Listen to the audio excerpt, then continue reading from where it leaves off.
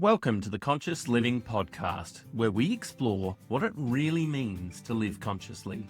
I'm Brent Roseborough, building designer, energy assessor, and the founder of Conscious Design Studio, where we take an integrated approach that brings together thoughtful design and building science to help everyday Australians create energy-efficient homes that are people-focused, cost-conscious, and built to last.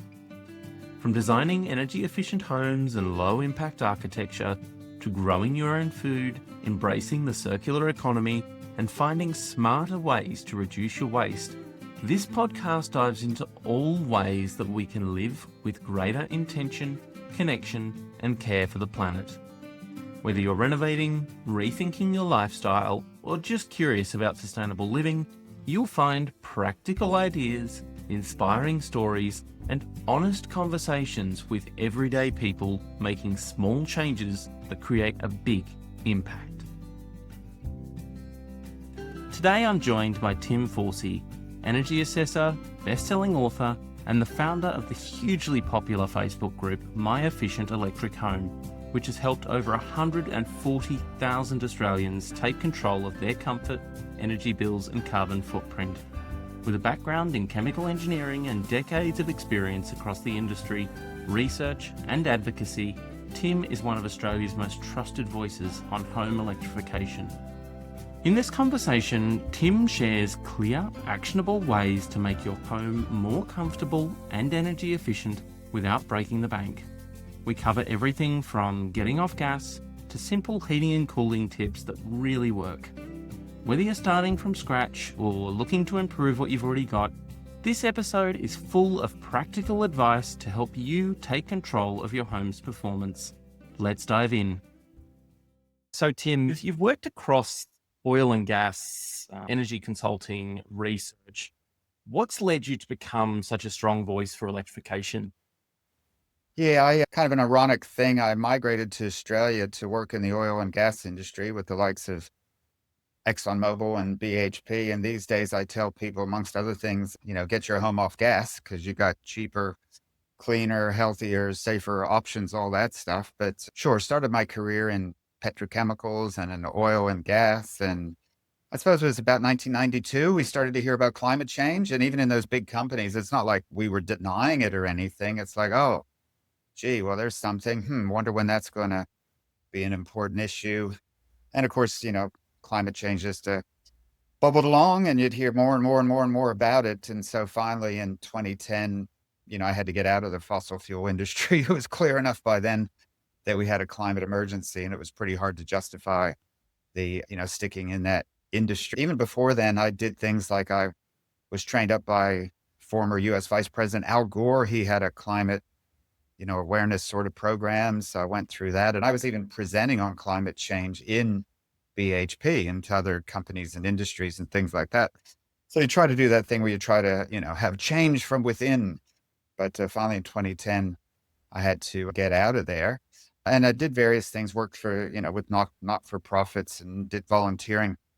But it was in 2015, I ended up at the University of Melbourne and we were doing research into various things like pumped hydro energy storage or methane emissions from gas production or the electricity system. But we also had a look at home economics, and we worked out that in 10 years ago, 2015, across Australia, so Canberra and Melbourne, places like that, you could heat a home with a reverse cycle air conditioner for a third the cost of gas. So 2015 was about the time we started exporting gas from Eastern Australia. The price of gas went up and it just keeps going up. Meanwhile, the air conditioners just keep getting better and better. And 10 years ago, it was a third the cost to heat with an air conditioner instead of using gas. And I guess I've been banging on with that main message for 10 years now. And you got to keep banging on because I go in homes all the time where people still haven't heard the news or they haven't believed it or they haven't tried it. So that kind of brings me to where I am today, I suppose. What does electrifying your home mean in plain terms for those who might not Hmm. know? Yeah, to me, it's heat with your air conditioner that you probably already own. Or maybe you'll be getting some more reverse cycle air conditioners. I mean, they're great for summer cooling. And it turns out, whoa, they're heat pumps. They get free heat from outside and they're by far the cheapest way to heat. So that's number one, because that's usually a very big cost in a household is the heating. So heat with an air conditioner. And then you can use the same heat pump technology to heat your water again for a third the cost of using gas, or a fourth or a fifth the cost of using an electric resistive sort of hot water service. So that's another piece of electrification. And then usually that leaves the cooktop. So if you get a electric induction cooktop, boom, your house has been degasified, it's been electrified, and you can disconnect from the gas grid. I mean, you pay money just to be connected to the gas grid, so you can stop doing that. And then, oh, of course, if you've got a suitable roof, you can add the solar panels, and a lot of people are thinking about the home battery these days. And my wife just bought an electric car, so we finally joined the electric car group. So all those things can be added on to the electrification as well.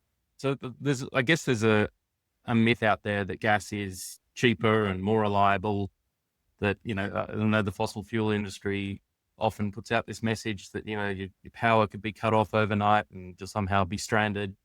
Why is that no longer the case? So like I said, it's a third the cost to heat with an air conditioner versus gas, because gas is just too expensive and air conditioners are just too efficient. They're heat pumps. They can actually use the refrigerant system to go outside of your home and get free heat from outside and use that to heat your house. And then the same technology can heat your water. So yeah, gas just really can't compete with this anymore. I mean, if gas was a third the price of what it is, okay, well then maybe they'd have a chance, but it isn't. So that's why all this electrification is happening. And, we see government support in places like Canberra and Victoria because they know the cheap local sources of gas are gone. The gas is coming from further and further away. In Canberra, Melbourne, if you keep using gas, there's probably coal seam gas coming all the way down the pipelines from Queensland. And it's quite destructive, that industry, what goes on up in Queensland and parts of New South Wales. The gas industry is also looking at bringing liquefied gas in by ship into places like Wollongong or Geelong. So that's not going to be cheap gas. Look, the rich and famous, they can probably stay on gas if they want. But for the average person thinking about cost of living, certainly you want to be finding the heat button on the air conditioner and using that for heating as we've got winter coming up right now. Look, we could go on and try and describe how heat pumps work and refrigerant system and how they get free heat from outside, but here's the story. My wife said, don't bother with all that. Just tell them it's like you're buying a pair of shoes. And with an air conditioner, you go to the store, you give them money for a pair of shoes. And they don't just give you one pair of shoes back. They give you 4 or 5 pairs of shoes because that's how efficient the heat pumps are. With gas, on the other hand, it's like you give them the money for a pair of shoes. What do you do with gas when you buy it? You don't look at it. You don't admire it. You don't store it. You set it on fire. So as soon as you buy it, half the heat goes up the exhaust stack. And so that's like going to buy a pair of shoes. You give them the money, they burn the left shoe, and you only go home with the right shoe. So it's the equation. You can either be heating with heat pumps and walking away with 4 pair of shoes, or with gas, where you've only got a half a pair of shoes. The electric resistive options, whether that's using heating water with electric resistive or using electric panel heater in your house, that's going to be 4 or 5 times the cost of using an air conditioner. So again, that's like paying for a pair of shoes. You only get 1 pair of shoes in that case, not 4 or 5 pairs of shoes. So this is the equation people can be looking at as we have this cost of living crisis. Absolutely. And I think we've seen that personally. We've come from a house that was incredibly leaky, incredibly cold. We ran off. We had like one of those gas imitation fireplaces, and then we were still trying to pump heat into this house using, big 2,000 kilowatt panel heaters everywhere, and it was just costing us an absolute monster. I think it was costing us around $6,000 a year. Now, since having gone through that exercise, we've significantly reduced our energy costs, and I think we're $2,500 maybe $1,000 a year in electricity use, which is significantly less. And the main driver for that is insulating the house, sealing it up, and then going over to reverse cycle systems as opposed to panel heaters and using gas. Yeah, you've got behind you a copy of my book. Here's a copy of my book, My Electric Home Handbook. The name comes from the Facebook group, My Efficient Electric Home, or MWEH. And there we've got, these days, since the Facebook group's been running for 10 years, like I say, since we worked out at Melbourne Uni how cheap it was to heat with air conditioners, we now have tens of thousands of case studies of homes where they're out there saving a lot of money. And in my book, I talk about our home in Melbourne, and we're probably saving about $3,000 a year on our energy bills from the combination of investments such as the improved insulation, the draft proofing, better window coverings, the solar panels, the, heating with the air conditioners, a hot water heat pump, and induction cooking, get off the gas grid. So yeah, all those things you can save like $3,000 a year. And then if you, can afford to get an electric car, of course, you can start to save a lot on petrol costs as well. So then some people add up numbers like $5,000 a year for full electrification if you start to include the car. So yeah, there's a lot of money to be saved here after you make these investments, and investments that can also make your home healthier and safer and more comfortable. So there's a lot of wins there. Absolutely. I find there's often a lot of hesitancy around moving completely off gas. And one of those drivers is that people don't want to give up their gas cooktop. That there's this perception that cooking with gas is somehow superior, that it's more precise, that it's more professional. But is that actually true anymore? No, and look, those people might be thinking of electric cooking. They might be thinking of the old style electric burners that definitely were slow to heat up, slow to adjust, slow to cool down. And you can still buy those these days. It might go by the name of a ceramic cooktop. It's basically just like a toaster. It's electric wires that you turn it on. Those wires glow red hot, so you can burn yourself. And yeah, that cooking on that has its challenges. And I guess when gas came along, if you don't worry about all the health consequences of burning gas in your home, then yeah, the greater precision of gas was attractive versus those older electric style cooktops. But these days we have the electric induction, which is cooking with magnets. And yeah, our electric induction, it goes from 1 to 13 plus P for powerful. So, if you want 14 different settings, there they are. And it's pretty damn precise because every morning, whether you want to cook your eggs on 12 or 10 or 8, you remember that after a while, and so you know how to do it. Saves you like adjusting the gas burner, particularly at my age, and bending over and trying to see where the gas is, and then you throw out your back and you have to go to the chiropractors. So I was staying someplace where they had a gas cooktop, and I'm like, oh my God, old school. We got to go back to gas cooktop. And sure enough, I was cooking something, I spilled it, and so then I had to shut it off and pull away all the grates and clean it all up. Whereas with induction, it's just a plate of glass. You just clean it up. You can even clean it up while you're cooking something because, it's just so darn easy. So look, once people try it, they'll like it. And then if they also focus in on the health impacts, there was just another study came out recently that gas cooking contributes to childhood cancer. Previous studies talked about contributing to childhood asthma. Um, so, none of that's good. And when parents start to hear about that, then they start to think about making some changes pretty quickly. I've been in a household and they had me in to look at the house. They said, yeah, we want to talk about insulation, draft proofing, heating with the air conditioner, hot water heat pumps, but we love the gas cooking. Look, we won't talk about the gas cooking because we're going to stay with gas cooking. And so I'm going to be in a home for three hours having a chat. And so I just put that to the side for a while, but I come back an hour and a half later and say, just by the way, are there any respiratory health issues in the household? And the young parents say, oh yeah, well, my child was just diagnosed with asthma. And I say, well, I got to tell you that, there's been a link between cooking with gas in the home and childhood asthma. Well, oh boy, it goes from being not a priority at all to get rid of the gas cooktop to be top priority. And, those folks can go to IKEA that afternoon, buy a portable induction cooktop, plug it into the wall with no electrician needed. And you can be cooking with the induction, straight away and eliminate that asthma risk. So yeah, it's funny how, with responsible parents, you can see how quickly the priorities can change once they understand the situation.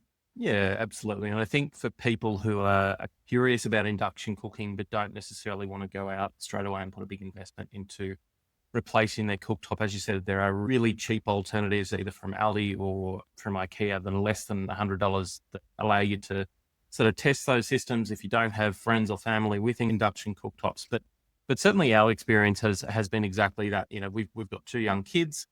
They can put their hand on the cooktop without any issues or any concerns from us. I guess that you only get the residual heat from the pan, which cools down quite quickly.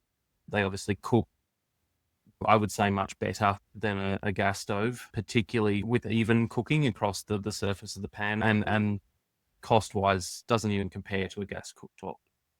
So substantially better. But I'd love to come back a little bit to the health impacts of gas. Can you unpack that a little bit more in terms of exposure to gas in a home and the health impacts that can have on a family, particularly as we do look to make our homes more airtight to hold Yeah. in heating and cooling that we're pumping in, that becomes more of a risk, right?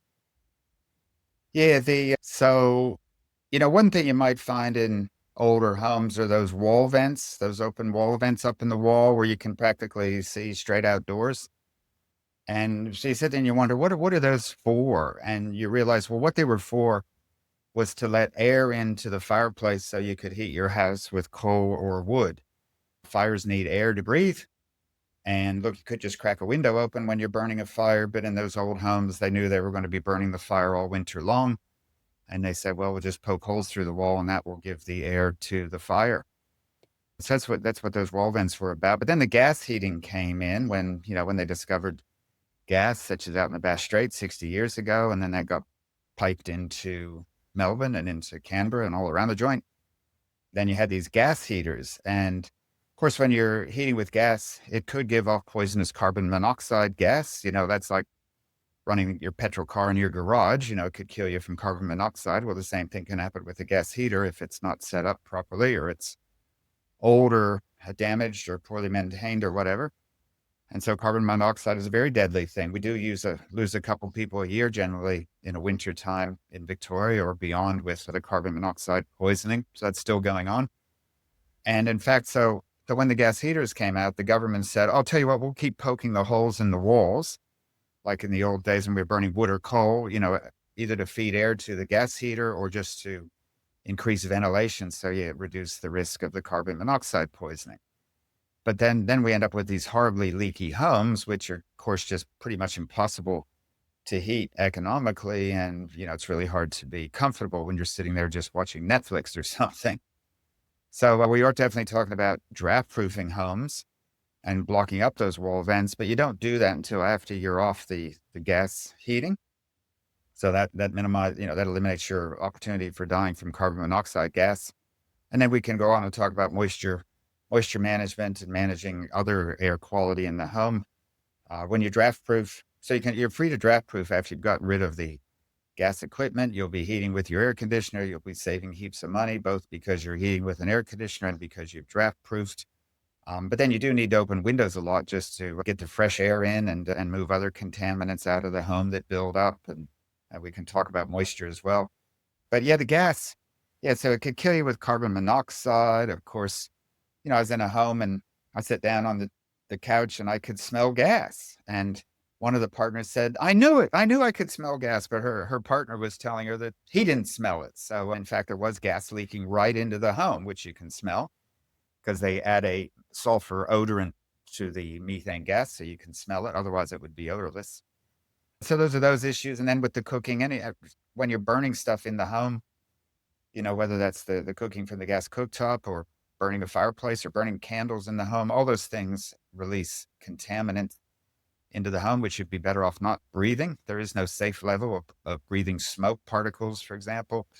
And then the nitrous oxides you get when you burn anything, that also contributes to the asthma. And then you might get some benzene being produced, and that contributes to the cancer. So look, can you imagine if we all had all electric homes and then someone came knocking on your door and said, hey, I got this new energy source for you. What is it? It's called gas.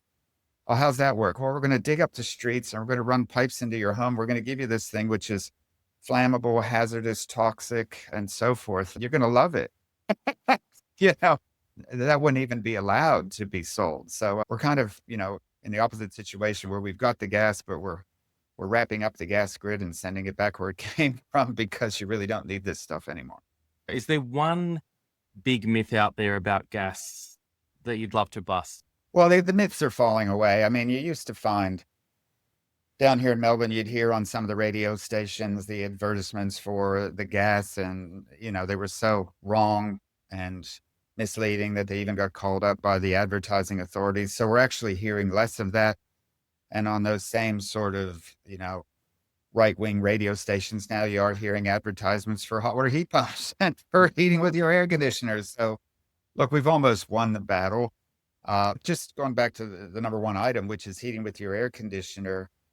we've kind of demonized the use of air conditioners over the years. We're like, "Oh, get an air conditioner if you must, if you're so weak you can't get by with a fan in the summer or, a wet rag around your neck. Okay, if you have to get an air conditioner, but never use it because it'll cost you so much." Well, they're a lot more efficient than they used to be, and so they don't cost you as much as they used to in the summer, particularly not if you have solar panels. There's people with solar panels, they're just running the air conditioner all the time because it's practically free. But that's summer. Look, I don't care if you never use your air conditioner in the summer, but definitely do use it in winter because it's a third the cost of the gas heating or a quarter the cost of the electric heating. So that's kind of one of the myths there is that air conditioners are expensive. I mean, heck no. I've got clients who are spending on a cold winter day when the wind's blowing, they might be spending 10, 15, 20, 25, even $30 a day on gas. And I worked out in our old 1905 weatherboard here in Bayside, Melbourne that, yeah, it's been improved. It's well insulated except for underfloor. We don't have any underfloor insulation. We're so low to the ground. It's been draft proofed. We heat with the air conditioners.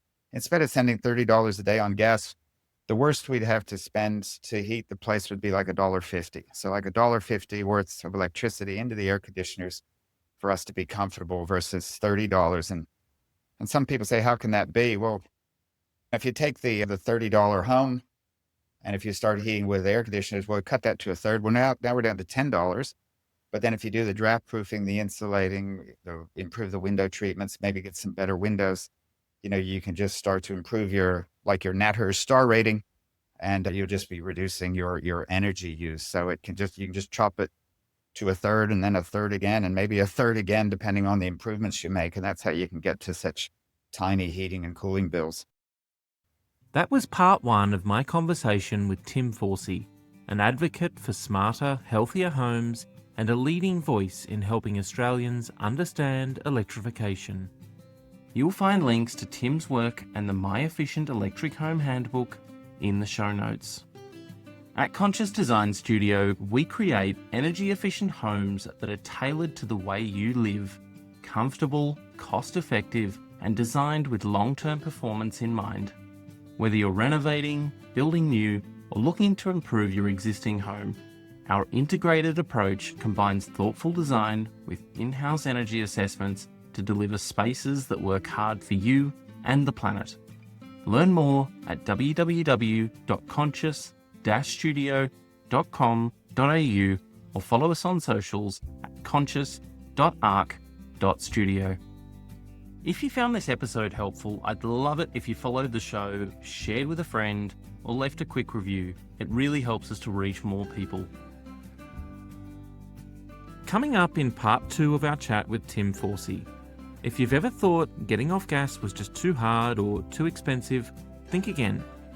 In the next episode, Tim walks us through how you can kickstart your home's electrification journey for just a few $100s. From portable induction cooktops to simple heat pump upgrades, we break down the small steps that can make a big difference. Thanks for listening to the Conscious Living Podcast, where small changes make a big impact.